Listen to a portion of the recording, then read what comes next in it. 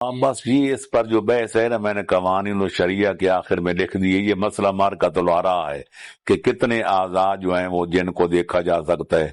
عام فتویٰ جو چلتے ہیں آج کل ایران میں بھی، وہ کہتے ہیں چہرہ کھلا رکھا جا سکتا ہے، ہاتھ پونچوں تک ہاتھ بھی اور ٹخنوں تک یہ پاؤں بھی۔ لیکن سوال یہ ہے کہ سارے فساد کی جڑ تو چہرہ ہوتا ہے۔ اگر عورت کا چہرہ کھلا ہوا ہو، مرد کا بھی کھلا ہے تھے، اس کا بھی کھلا ہے تھے، پھر بات چیت بھی کر رہے تھے، آنکھیں بھی چار ہو رہی ہیں، پھر باقی جسم پر کپڑ ہو یا نہ ہو، پھر پردے کا فائدہ کیا ہے؟ خرابی کوئی جڑ تو یہی ہے۔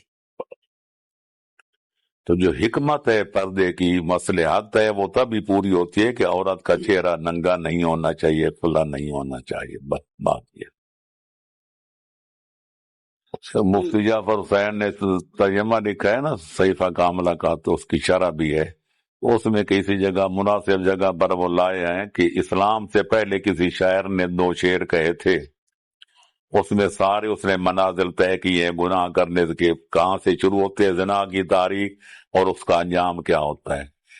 وہ کہتے ہیں نظرتن، ایک شعر ہے، نظرتن فابتسامتن فسلام فکلام وموعد ولقاء، کہتے ہیں سب سے پہلے آنکھیں 4 ہوتی ہیں مرد عورت کی، اس کے بعد پھر مسکراہٹ ہوتی ہے، مسکراہٹ کے بعد سلام ہوتا ہے اشاروں میں، سلام کے بعد کلام ہوتا ہے، کلام کے بعد وعدہ ہوتا ہے، وعدے کے بعد ملاقات۔ 6 منزل اس نے طے کی ہیں ایک شعر میں، نظرتن فابتسامتن فسلام فکلام فموعد فلقاء۔ اسلام نے پہلی چیز پر پابندی لگائی ہے، کل المومنین یغضوا من ابصارہم، اے میرا حبیب مومن عورتوں سے کہہ دو، مومنین سے کہہ دو اپنے آنکھیں نیچی کر لیں جب نامحرم عورت سامنے آئے، وَقُلْ لِلْمُؤْمِنَاتِ یغضضن من ابصارہن، اور مومنہ عورتوں سے بھی کہہ دو کہ نامحرم سامنے آئے تو آنکھیں نیچی کر لیں، زمین میں گاڑ لیں۔ اچھا حدیث میں کیا ہے؟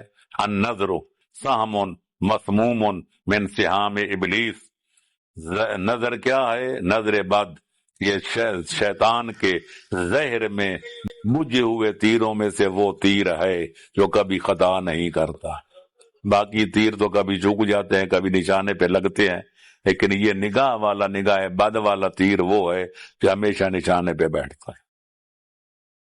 تو اسلام نے کہا لا تقربوا الزنا، زنا کے قریب بھی مت جاؤ، یعنی نظر بھی نہ ڈالو نامحرم پر، تاکہ دل میں اس گناہ کی تحریک بھی پیدا نہ ہو سکے۔